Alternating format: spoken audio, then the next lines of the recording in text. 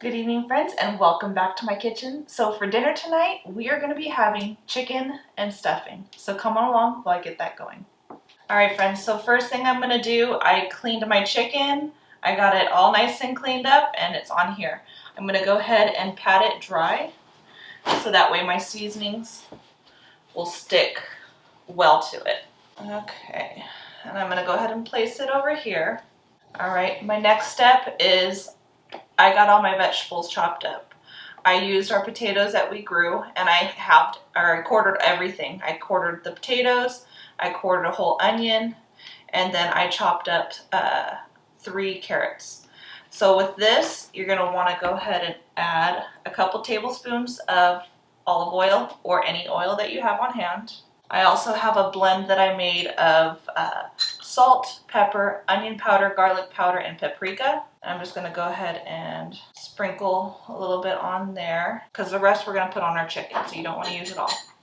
With your hand, just go ahead and mix everything. You want to make sure that it's well coated. Everything has oil on it. All right, everything is coated nicely. I'm going to go ahead and place it in my dish. And this is a 9x13 baking dish. And just spread it all out. All right, I'm going to do a little bit of oil on my hand, and I'm going to go ahead and put it all over my chicken. Same thing on its back. All right, into the cavity, go ahead and put a couple teaspoons of your seasoning on the front. Go ahead and put some seasoning on there. All right, I cook my chicken breast down. That way all the juices go to the breast, and I have a nice juicy breast. Now you're going to put the remainder of your seasoning on the top, and there we go. Our chicken is all ready. So I'm going to go ahead and put that in the oven at 350, and this is going to bake for about an hour to an hour and a half.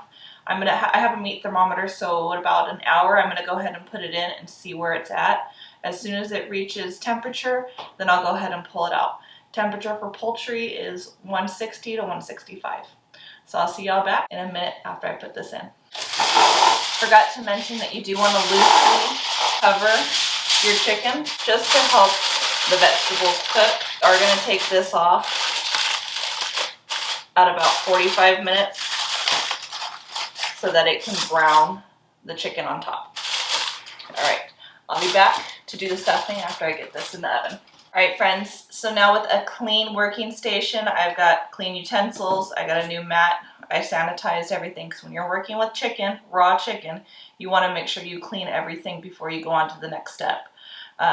You don't want to get salmonella. So I've got a celery stick. I'm going to cut off the ends. Save those if you have pigs, chickens. And I'm going to quarter this celery stick, and then I'm going to chop it into pieces. I'm going to go ahead and put this in my dish over to the side, and I'm going to start working on my onion. Same thing with your onion. Give it to your pigs, or if you're wanting to make bone broth later with your roasted chicken bones, keep those and put it in your stock pot. Once your onions are nice and chopped, go ahead and add that to your baking dish as well. And then I will meet you all on the stove to start this. All right, friends, so here on the stove top, I'm going to go ahead and get my fire on. I've got a half a stick of butter. I'm going to go ahead and melt down. I'm going to go ahead and add our vegetables that we just chopped up, and I'm going to let these saute for a few minutes. All right, friends, so it has sauteed for a couple minutes. Now I am going to add 1.5 cups of water, or in my case, my chicken stock that I made. This was cold, so I'm going to let this come up to a boil. All right, I'm at a boil now, so I'm going to go ahead and add the contents of my package. I'm also turning off the heat. I'm going to go ahead and mix this around. All right. In my dish here, I'm going to butter it so that nothing sticks. And go ahead and add your ingredients to your buttered baking dish. We're going to go ahead and add some foil onto this as well. And we're going to stick this in the oven with our chicken. When I remove the foil off of the chicken, I'm going to go ahead and remove the foil off of this as well. That way it can get nice and browned and crisped. All right, I'll see y'all back when I'm done. All right, friends, my chicken is officially done. Now it's time to take it out of the oven.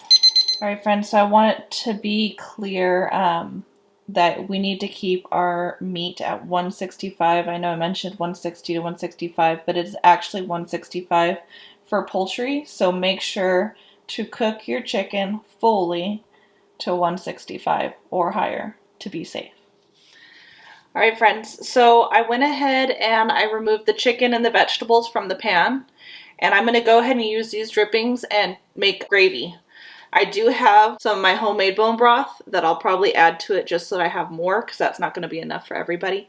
So you can use either your own chicken stock that you make, or you can use chicken stock that you buy at the store. So this is how I make my gravy. I'm going to start off with 2 tablespoons of butter. I'm going to melt that down. Once this melts down, you're going to go ahead and add a tablespoon to 2 tablespoons of flour, and we're going to make a roux. The goal is first you want to cook your flour before you add the juices into it. So you don't want that raw flour flavor. So we're going to cook it down a little bit. Here's 1 tablespoon, and I could add 1 more tablespoon.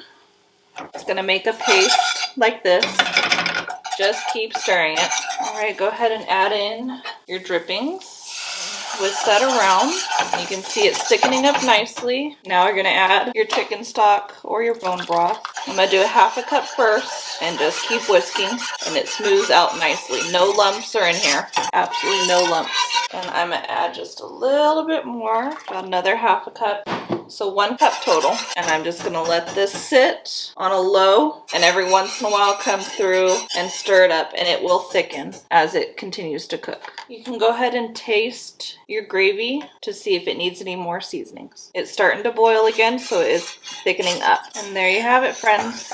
Perfect gravy to go with your chicken, vegetables, and your stuffing. All right, friends, so dinner is done. Our chicken is cooked perfectly. Our vegetables are nice and tender. The stuffing turned out perfect, and I've got this great gravy to go on top. So thanks for coming by the homestead today. I hope you enjoyed this recipe. I hope you give it a try.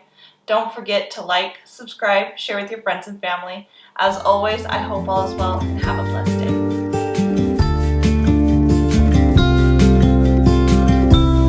Follow me out,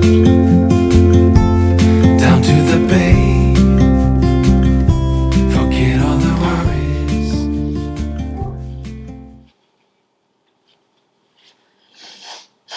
Oh, onions make you cry.